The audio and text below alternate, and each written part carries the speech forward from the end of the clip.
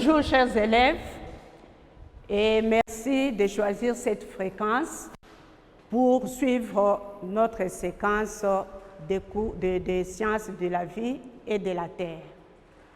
Je sais très bien que vous venez de l'école primaire. J'aimerais bien savoir si vous avez déjà entendu parler de sciences de la vie et de la terre. Je ne pense pas. Mais pourriez-vous me rappeler les sciences que vous avez étudiées à l'école primaire? Il y a sciences anatomie, sciences botaniques, sciences zoologie, il y a sciences physique, il y a technologie. Tout ça, ce sont des sciences.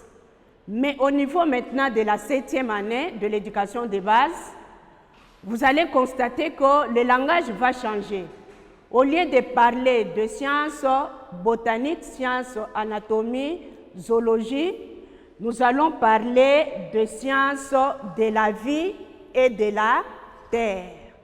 C'est-à-dire que toutes les sciences que vous avez citées forment un domaine que nous appelons le domaine d'apprentissage des sciences. Vous allez vous habituer. On va commencer à parler souvent des DAS. DAS signifie domaine d'apprentissage des sciences. Et dans le domaine d'apprentissage des sciences, nous avons 3 sous-domaines. Nous avons le sous-domaine mathématiques, nous avons le sous-domaine sciences physiques, technologie et technologie de l'information et de la communication. Et troisièmement, sous-domaine, c'est le sous-domaine des sciences de la vie et de la terre, que vous allez découvrir tout à l'heure. Alors, pour fixer les idées, les sciences de la vie et de la terre est un sous-domaine qui est subdivisé en disciplines. Pour le niveau de la 7e année de l'éducation de base, nous avons 3 disciplines. Donc, on abrège souvent SVT, sciences de la vie et de la terre. En 7e, nous avons les 3 disciplines. Nous avons la discipline anatomie, nous avons la discipline botanique et nous avons la discipline zoologie. Donc, sciences anatomie, botanique et zoologie sont les 3 disciplines qui forment le domaine que nous appelons sciences de la vie et de la terre. Mais vous allez constater pourquoi on parle de sciences de la vie et de la terre. L'anatomie étudie les êtres humains, la botanique étudie les êtres, les plantes, la zoologie étudie les animaux. Tous sont des êtres vivants. C'est pourquoi on parle des sciences de la vie. Et tous ces êtres vivants vivent sur la terre. Bien que les autres, on peut les trouver dans l'eau, dans l'air, mais souvent c'est sur la terre. Et il y a des sciences que nous allons découvrir quand nous serons en première année des humanités scientifiques. Alors, maintenant, puisque nous connaissons maintenant que nous sommes en sciences de la vie et de la terre, et nous avons les 3 disciplines, avant de passer à l'étude de l'anatomie, de la botanique et de la zoologie, nous devons d'abord découvrir les techniques, les instruments ou les méthodes utilisés pour étudier ces sciences. C'est-à-dire, si nous étudions le corps humain, on présente le squelette de l'homme. Pour découvrir les os du squelette de l'homme, qu'est-ce qu'on fait? Nous allons observer. Étudier le chat, nous devons observer. Étudier la plante, nous devons observer. C'est la raison pour laquelle, avant d'attaquer ces disciplines, nous allons parler un peu de façon générale comment nous pouvons enseigner ou étudier cette science de la vie et de la terre. Alors, à cela, vous allez encore découvrir que la façon d'étudier a changé. Andas, nous sommes devant nous, nous avons une situation devant nous, c'est-à-dire un texte qui va nous aider à découvrir réellement ce que nous allons étudier. Vous allez faire la lecture silencieuse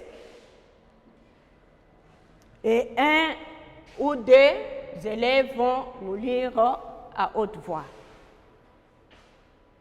Après la lecture, vous allez essayer un peu de découvrir les mots-clés qui constituent notre situation. OK? Comme vous avez lu, moi aussi je peux lire à l'intention de tout le monde. En visite guidée, l'enseignant de la 7e année de l'éducation de base accompagne ses élèves dans un centre médical et leur fait découvrir les instruments et appareils utilisés dans le traitement des malades. Mais la curiosité des élèves est attirée par les gestes de l'infirmier qui étale sur une lame les selles de malades et commence à les observer. L'enseignant, puisque c'est lui qui accompagnait les élèves, demande maintenant aux élèves d'identifier d'autres appareils utilisés pour fixer ou capturer les images. Voilà notre situation que je peux expliciter. L'enseignant accompagne les élèves dans un centre de santé et leur fait visiter ou découvrir les appareils ou les instruments utilisés dans le traitement des malades. Pendant que les élèves sont en train de visiter le centre, ils sont dans des laboratoires, dans des salles de soins, tout ça, la curiosité des élèves a été attirée par les gestes de l'infirmier. Ici, nous pouvons considérer les gestes des laborantins. Le laborantin étale sur une lame les selles de malades et commence à les observer. Voilà notre situation. Alors, quels sont les éléments essentiels ou les mots-clés qui constituent notre situation? En lisant la situation, nous allons trouver que dans la situation, il y a d'abord le premier mot, c'est le centre médical. Le centre médical. Le deuxième mot que nous pouvons considérer comme clé ici, c'est instrument et appareil.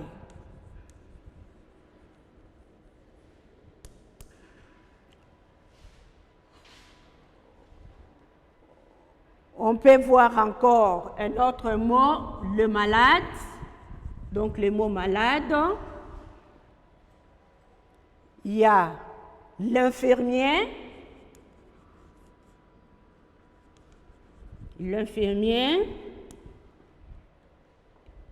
et les selles et enfin la lame.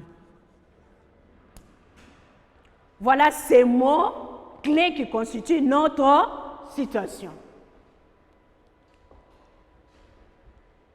À partir de ces mots, les élèves ont visité le centre. Ils ont découvert, bien qu'ils étaient curieux, mais ils ont découvert quand même quelque chose, les gestes de l'enseignant, de l'infirmière. Il étale et commence à observer. Il observait les selles à l'aide de quel appareil? Il observait les selles à l'aide d'un appareil que vous connaissez très bien. Cet appareil qu'on appelle microscope. Mais avant de parler de microscope, nous allons commencer par, donc notre matrice s'intitule microscopie. La microscopie, et nous commençons par le premier point.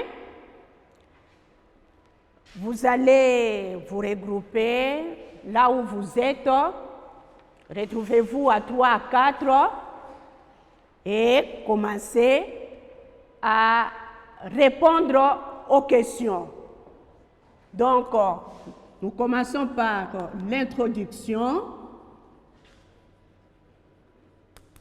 puisqu'on ne peut pas parler de l'anatomie sans pour autant connaître quel est l'instrument ou l'appareil que nous pouvons utiliser pour étudier l'anatomie, la zoologie ou la botanique.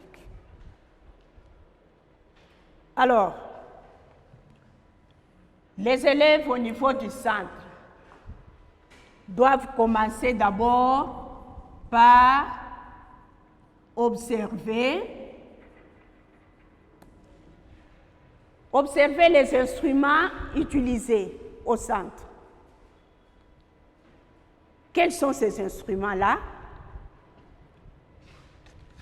Deuxièmement, identifier. Vous commencez par identifier tous les instruments ou appareils et enfin déterminer ou donner les autres appareils qui permettent à capturer ou à fixer les images. Nous avons identifié ces appareils trouvés dans le centre. Mais maintenant, puisqu'il s'agit de l'introduction, nous devons découvrir les instruments ou moyens d'observation utilisés dans les différentes disciplines des sciences de la vie et de la Terre. Quels sont les moyens utilisés, les moyens d'observation utilisés dans les disciplines de SVT? Les moyens utilisés, nous avons les moyens suivants. Il y en a beaucoup, mais nous allons citer quelques moyens ou instruments utilisés dans les disciplines que nous avons énumérées ici. Nous avons le premier moyen, c'est notre œil. Les yeux est un moyen d'observation. On vous présente la plante. On doit observer la plante au moyen de nos yeux. Si les yeux ne posent problème, on doit renforcer cette vision. À l'aide de quoi? Voilà la raison pour laquelle j'ai le problème des yeux. Je porte ce qu'on appelle des lunettes. Voilà, les lunettes, c'est aussi un instrument utilisé dans les différentes disciplines de SVT. Nous avons la loupe, nous avons les télescopes,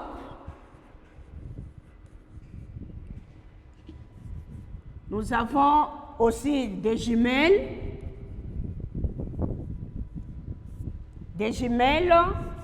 et enfin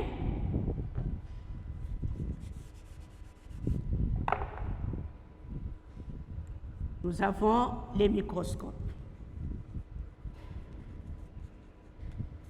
Voilà les instruments ou moyens utilisés dans les différentes disciplines des sciences de la vie et de la Terre.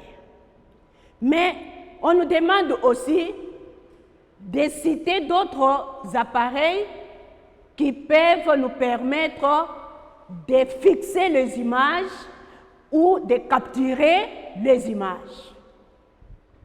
Parmi ces appareils, nous allons citer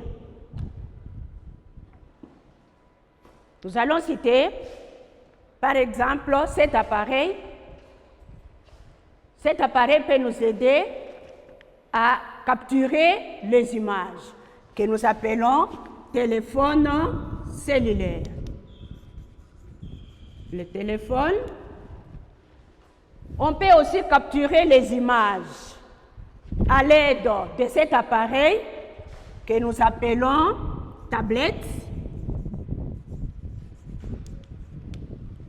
Nous pouvons utiliser aussi la caméra.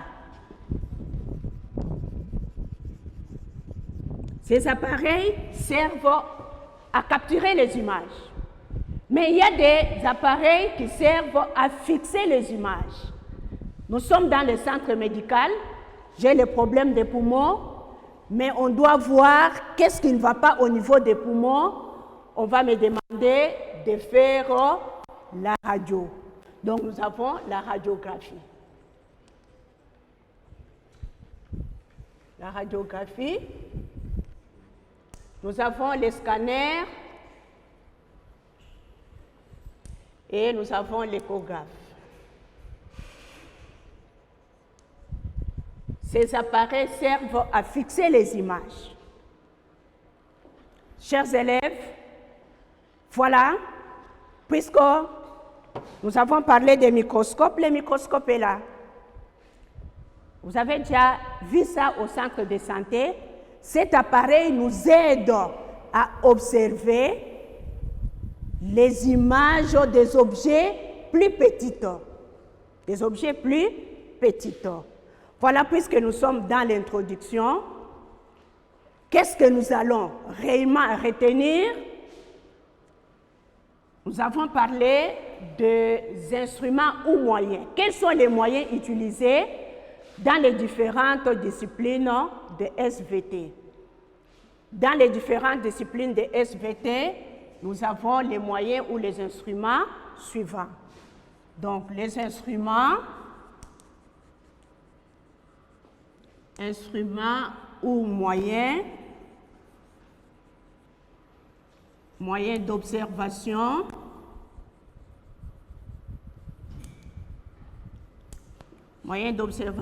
utilisés dans les différentes disciplines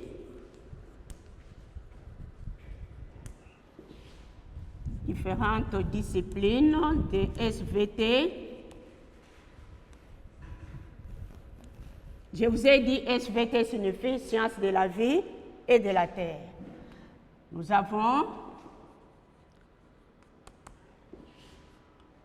avons l'œil, qui est un organe principal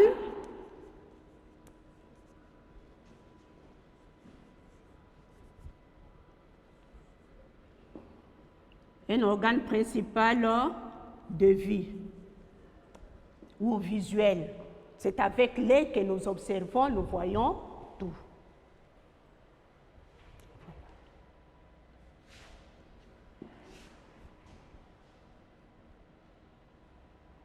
Nous avons des lunettes.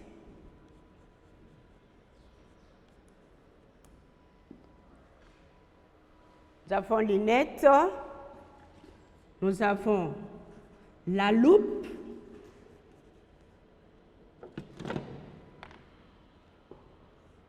Nous avons la loupe qui est un instrument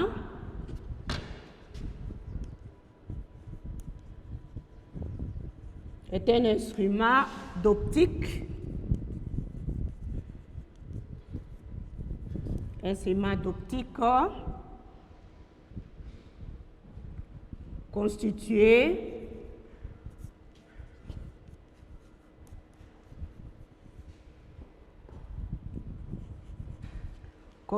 de lentilles convexes.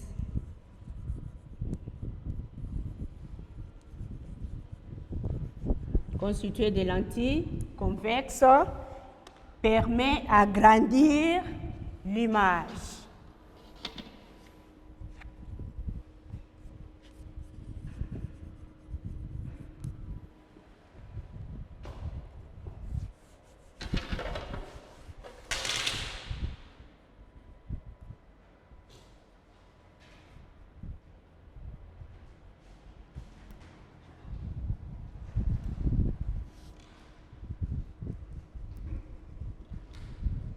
Permet d'agrandir l'image de l'objet.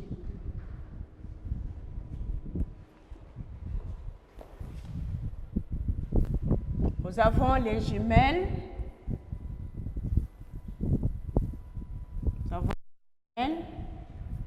Qui nous permettent de voir plus loin les objets éloignés.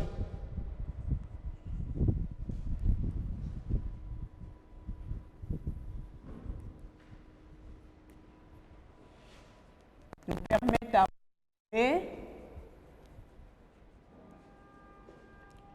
les images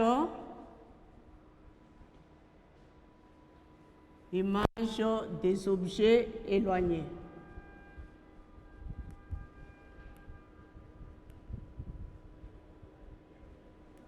Et quand on les voit, ça doit agrandir. Ce qui était petit devient grand.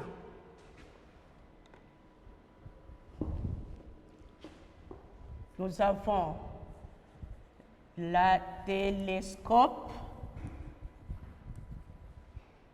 qui est aussi un instrument qui permet aussi d'observer aussi des images des objets aussi éloignés. Et les microscopes. Le microscope est un instrument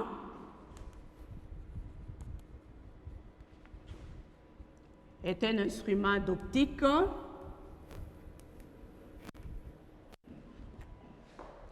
muni de l'objectif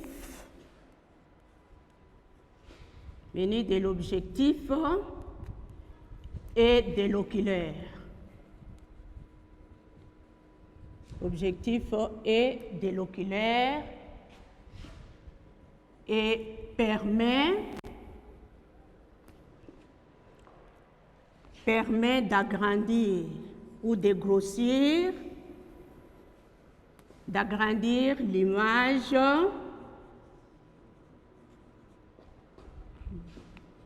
de l'objet de petites dimensions.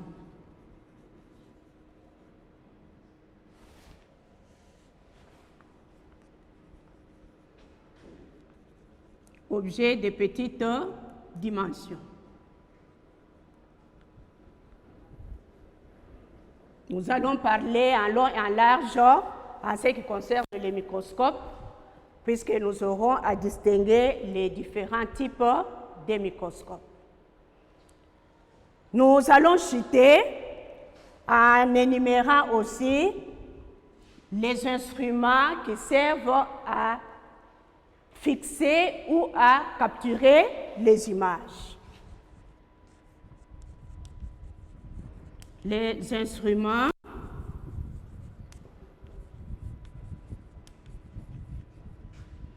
qui servent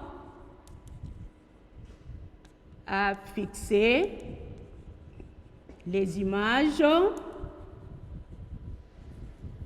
sont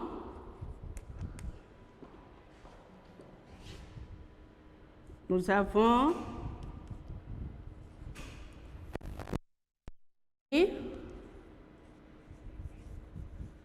radiographie, nous avons le scanner et nous avons l'échographe.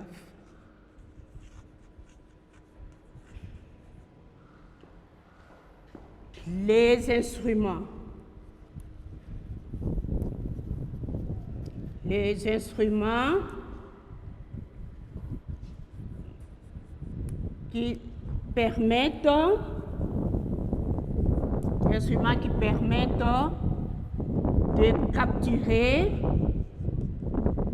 de capturer les images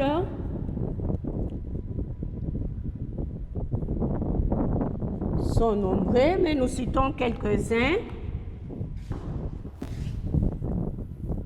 L'appareil photographique,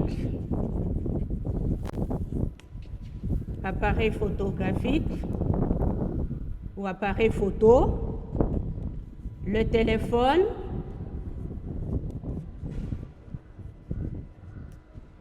la caméra,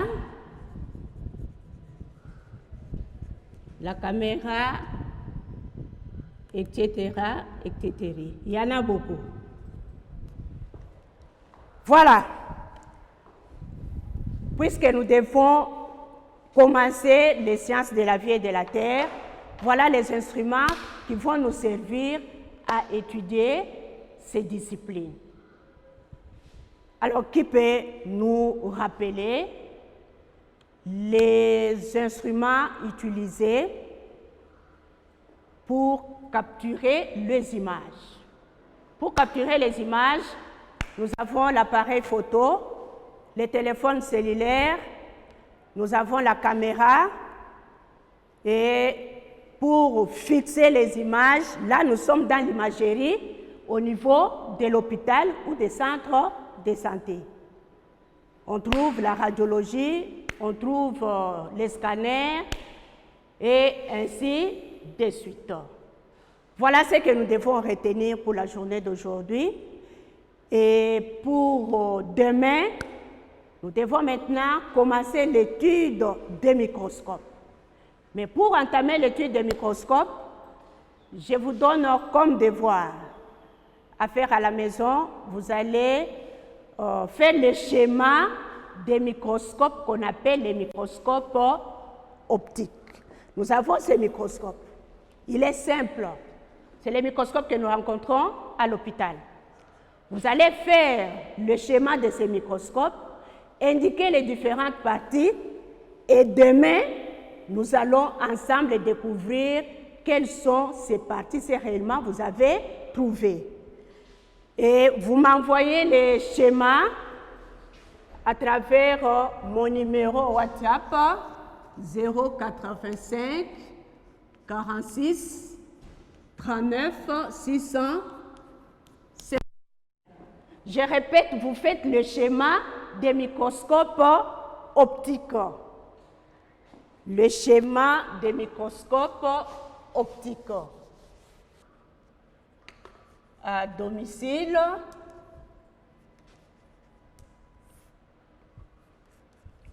faites le schéma de microscope, optique.